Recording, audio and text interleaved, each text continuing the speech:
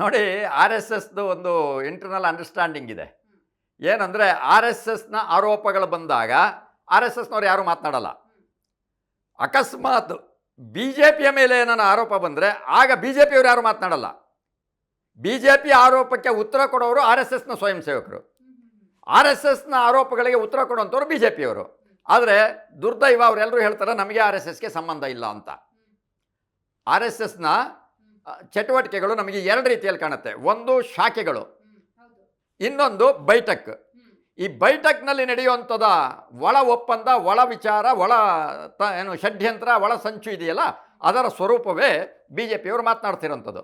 ನಾನು ಕೇಳಲಿಕ್ಕೆ ಇಷ್ಟಪಡ್ತೀನಿ, ಇವತ್ತು ಮಾತನಾಡಿರೋರೆಲ್ಲರೂ ಕೂಡ ಭ್ರಷ್ಟಾಚಾರ, ಅತ್ಯಾಚಾರ, ವ್ಯಭಿಚಾರ ಇತ್ಯಾದಿಕ್ಕೆ ಒಳಗಾದಂಥವ್ರೆ.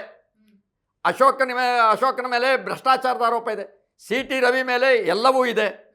ಆಮೇಲೆ ಸುನಿಲ್ ಕುಮಾರು ಭ್ರಷ್ಟಾಚಾರ, ಪರಶುರಾಮ ಪ್ರತಿಮೆ ಇದ್ದಿದೆ. ರೇಣುಕಾಚಾರ್ಯ ಒಬ್ಬ ವ್ಯಭಿಚಾರಿ ಅನ್ನೋ ರೀತಿಯಲ್ಲಿ ಬಿಂಬಿಸಿದೆ. ಇವರು ಯಾರು, ಬಸವರಾಜ ಬೊಮ್ಮಾಯಿಯವರು ಸಿ ಡಿ ಲೇಡಿ ಬರದ ಹಾಗೆ, ಅಂದರೆ ಅವ್ರದ್ದೆಲ್ಲ ಅಕ್ರಮಗಳಿದ್ದೇ ತಾನೇ ಆಗಿರೋದು. ಇನ್ನು ಬಸವನಗೌಡ ಪಾಟೀಲ್ ಅವರು ಮುಸಲ್ಮಾನರು ಬೈತಾರೆ, ಇನ್ನೊಂದು ಕಡೆ ಮುಸಲ್ಮಾನರ ಜೊತೆಯಲ್ಲಿ ವ್ಯಾಪಾರ ಒಪ್ಪಂದಗಳಿದೆ.